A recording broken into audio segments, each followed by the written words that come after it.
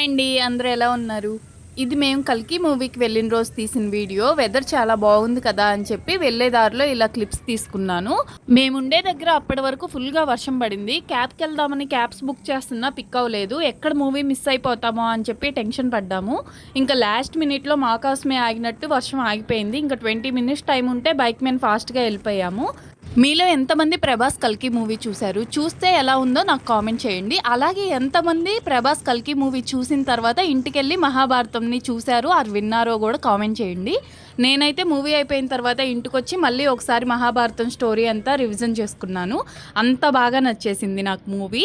ఈ థాట్ కూడా చాలా బాగుంది కదా, మన ఫ్యూచర్లో జరిగే ఒక విషయాన్ని అలాగే మన పాస్ట్లో ఉన్న హిస్టరీ మైథాలజీని మిక్స్ చేసి తీశారు ఈ మూవీ అనేది.